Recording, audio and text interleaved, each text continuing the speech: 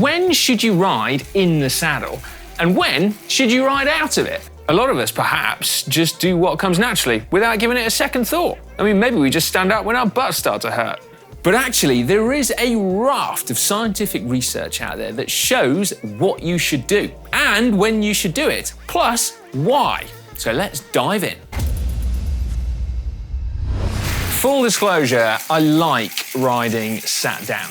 I mean, of course, I like both, but when the going gets tough, I sit down, and honestly, I find it really hard to get back up again. So potentially, by the end of this video, I'm going to have learned that I literally need to get off my ass. The reason we're tackling this topic now is in part because I was watching Ollie Bridgewood take on Robo Ashley Moorman Passio on Zwift a few weeks back, and I was impressed, really impressed with how he was able to ride out of the saddle even after 30 minutes or more going full gas. As I said, I like to sit down. I would never do this. Is one technique, though, better than the other? Meanwhile, Wahoo have also released a new version of their KICKR indoor trainer, which allows the bike to move forward and back, as you can see, as well as side to side. Now, Wahoo say that the reason for this movement is to help improve your comfort and enjoyment riding the bike indoors, particularly in the saddle where you spend most of your time. But for me, riding out the saddle indoors has always felt quite constrained and restrictive, but with trainer movement, it feels much more natural. Plus, all the scientific research has been conducted indoors as well, either on trainers or on treadmills. And lastly, it is absolutely pissing down outside. So indoors all the way.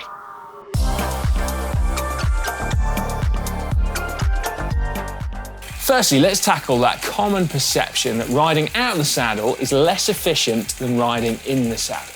And you do have to say straight up that when you're out of the saddle, your frontal area is significantly higher than when you're in the saddle, and that correspondingly increases your aerodynamic drag. Yes, I know, we are all sick to the back teeth of talking about aerodynamics, but it is important. So your drag coefficient is 25% more in this position compared to this position. And therefore the difference that makes increases the faster you go. However, it's not as simple as that. You can produce more power out of the saddle than in. Millet et al. In fact showed that you can produce 25% more peak power out of the saddle than in, which seems like a strange coincidence. And therefore, perhaps you could sprint in the saddle or out of the saddle and go the same speed. But no, remember that an increase in drag coefficient of 25% does not mean that you go 25% slower. So in reality, out on the road, you're better off sprinting out of the saddle than in, which is why that's what we see all pro cyclists do. I'm quite intrigued to know whether I can replicate those results from Millet et al., given that firstly, I'm not very good at riding out the saddle, and secondly, I'm really crap at sprinting. So I'm gonna try, right? First of all, I'm gonna sprint from a standing start in the saddle, and then I'm gonna repeat it out of the saddle and see what the difference in peak powers is. Prepare to be blown away. Seriously, hold on to your seats, because this is gonna get powerful. Ready? 3, 2, 1, go!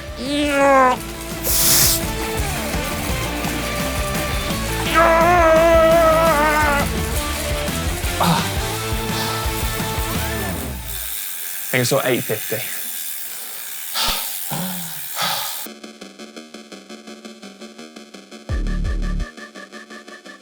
This is going to be my audition for a track sprinter. You ready? 3, 2, 1, go!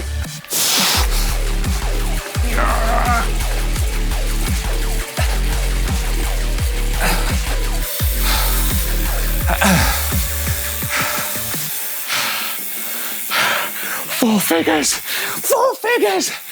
1,050. Mark Cavendish, watch out.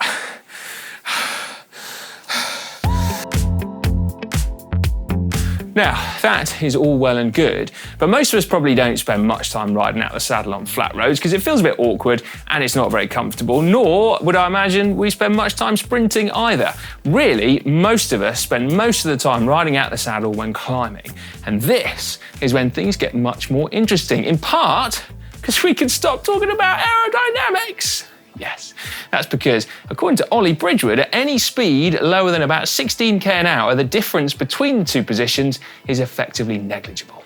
What differences are there, though? Well, the big one is metabolic cost, which is effectively how much energy it takes to produce a given power. So the lower your metabolic cost, the more efficient you are, effectively producing more power for less energy expenditure, which is the holy grail for cyclists. But if that is the case, then that basically implies that riding out of the saddle is off limits, because studies have consistently shown that riding out of the saddle has a much higher metabolic cost. You are less efficient.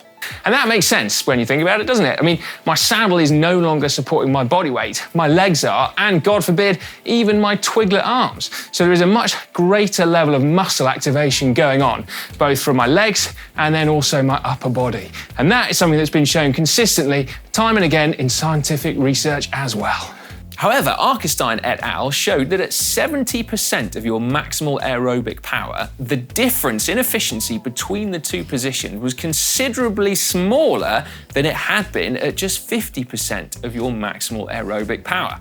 Maximal aerobic power, by the way, is effectively like your VO2 max power. So what you could average for the final minute of a ramp test, perhaps, or your average power for a 4 to 5 minute max effort. Or indeed, to put it another way, about 10 to 20% higher than your FTP. So what this is hinting at then is that the harder you ride, the better it is to ride out of the saddle. So what's the tipping point then? What is the point at which you should get out of the saddle? Well, I'm glad you asked. In 2008, Hansen and Valdeland published a paper called Seated versus Standing Position for Maximization of Performance During Intense Uphill Cycling. And it is a corker. They chose 4 power outputs for each of their 10 guinea pig cyclists that would lead them to fail in an 8-minute max effort, a 4-minute, a 90-second, and a 30-second max effort. Which sounds like a delightful experiment to have taken part in. Really does. Now, they predicted that at the shorter durations, out of the saddle riding would allow the riders to carry on for longer than in the saddle. Remember that you can put out 25% higher peak power out of the saddle, and therefore you'd think it should feel easier to sustain those higher power outputs for longer. But they also hypothesized that the longer durations, the added efficiency of riding in the saddle would win out. And they did indeed show that at higher power outputs, riders could put out that increased power for longer out of the saddle than in the saddle. And the point at which it became more efficient to sit in the saddle was at 94% of their maximal aerobic power. What it means in the real world then is that if you're about to tackle a climb that's about 5 to 7 minutes long, you'll be better off, i.e. faster, if you ride it out of the saddle. A climb longer than that, and you're better off in the saddle. I'm thinking maybe I need some kind of alarm, like on my Wahoo head unit here. Anytime I go over 94% of MAP, I have to get out of the saddle because the alarm goes off. It is, of course, still not that simple though, because what a lot of the scientific literature also looked at, as well as the level of muscle activation, but it was how muscles were firing when riders got out of the saddle. And there is a considerable difference, both in terms of when the muscles fired in the pedal stroke, and indeed how the power was delivered to the pedals. And what's also interesting is that there seems to be a much greater variation between riders out of the saddle compared to in. So in the saddle, pedaling technique is broadly consistent, certainly in comparison, because when you got out of the saddle, riders were all over the place. So it makes me think that there is therefore a huge individual element to riding in the saddle and out of the saddle. So to try to investigate this, I have roped in 2 very puny lab rats. One who is good at riding out the saddle, Oliver Bridgewood, and 2, one who is not good at riding out the saddle, me, again. Ollie loves riding out the saddle. As I said, it struck me when he took on Robo Ashley Moolman Passio on Zwift. He had been riding full gas for over 30 minutes and was still in and out of the saddle.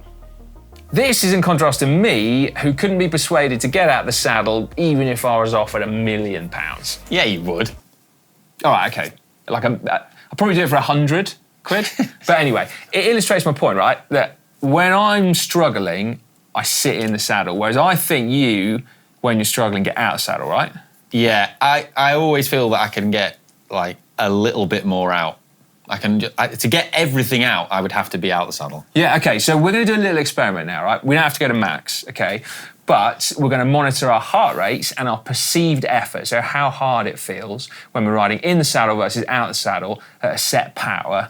I was thinking 4.5 watts per kilo, so not full gas, but enough to make it feel... Yeah, sounds good, yeah. All right, let's do it.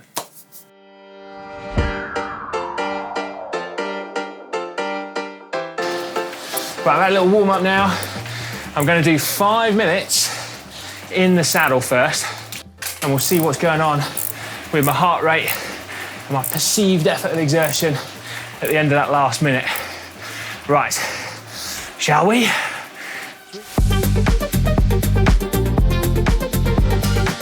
So 168, 169 beats a minute, and I reckon, what's that out of 10? Like a 7 out of 10?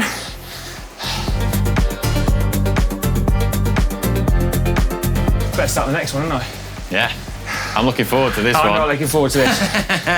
Out of the saddle. Could you just dangle like a tenner? Yeah. Just there, and then I'll get out of the seat? Yeah. Right. Okay, let's go. Here we go.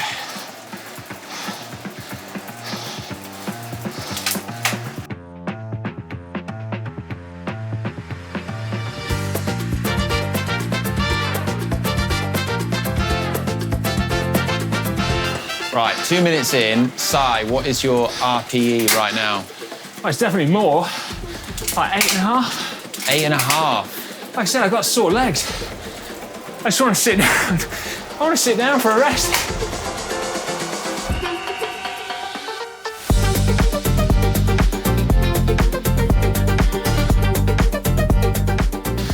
You feel like you're breathing more. Like just watching you, your breathing rate feels like it's stronger and higher than it was. Yeah.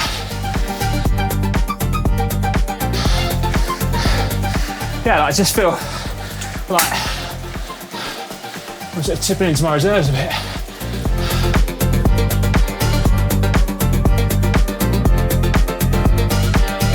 Okay. What's that? Right. 180.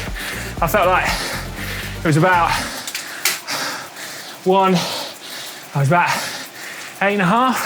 8.5. On the scale. So, yeah.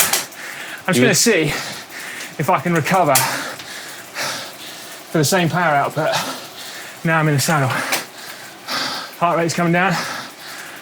That is nuts. Yeah, there we go. I mean, people don't often say it to my face, but scientific marvel is like a kind of nickname that's followed me around.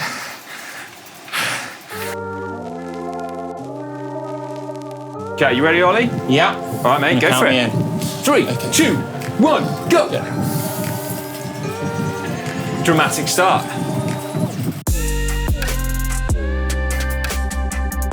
Yeah, I'm doing seated first. Yeah, you can see that. I'm gonna have a sit down. See, I told you I like sitting down.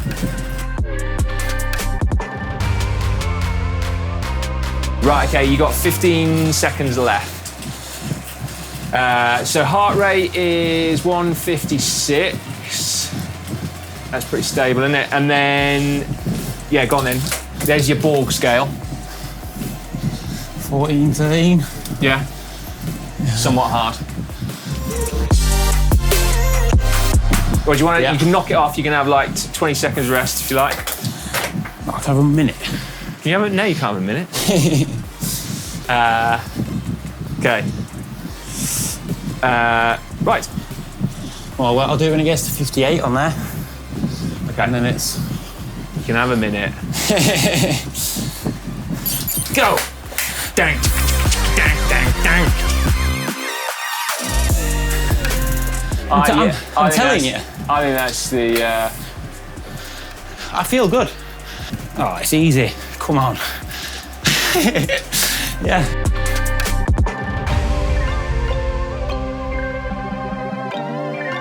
So you got 30 seconds left.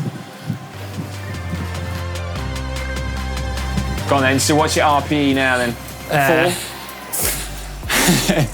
4? Nah, like 12. 12. 13, yeah, 12. Somewhat hard.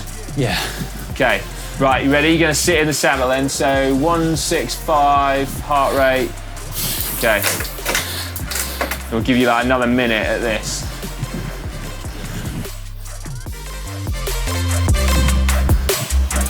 Coming down.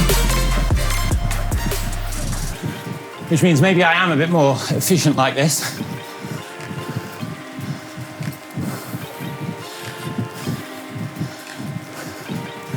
Well, even if you're the same, it's a marked difference to me, isn't it? Yeah. Right, there we go. Boom. GCN does science. Was that, no, it wasn't really scientific, was it? It wasn't really scientific. So what do you think then, mate?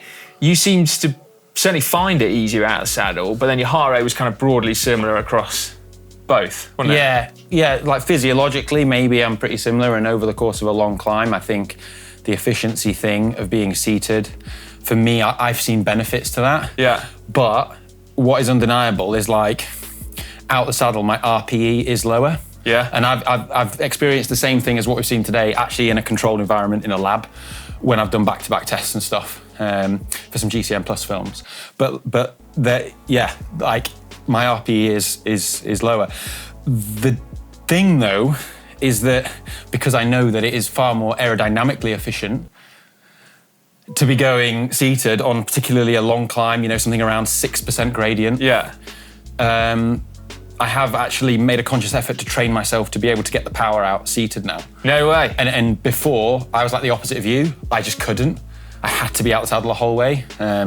So yeah, I think it is trainable. That's weird, isn't it? So you naturally are better at riding out the saddle than me, but have had to train to ride in the saddle to be more efficient on longer, steadier climbs. Yeah. Whereas for me, clearly, I am way worse at riding out the saddle. I mean, that was pretty stark, wasn't it? But that's totally legit. So I think even though I've got to the ripe old age of 40, having been riding bikes for 30 years, I've probably got a bit of work to do. I think it's trainable, and I think the take-home message is you don't want to be either or. To be like the best cyclist possible, you need to be able to do both. Yeah, for sure. Totally. Yeah. Wow, yeah. Old dog's got to learn new tricks, hasn't he? So what is the outcome from all of this? Well, firstly, riding out of the saddle is less efficient, unless you're riding indoors or uphill and putting out big watts for a short period of time. What we've also learned today is that some people are good at riding out of the saddle, whereas some people are less good at riding out of the saddle. But I don't think that ability is innate. I think, like everything in cycling, it is trainable. So yes, you should absolutely practice riding out of the saddle, climb out of the saddle and spend longer doing it than is comfortable. What we don't know but can assume is that also riding out of the saddle at lower intensities is also going to be beneficial, because the amount of time that you can spend putting out big power is actually really low because it's simply too hard.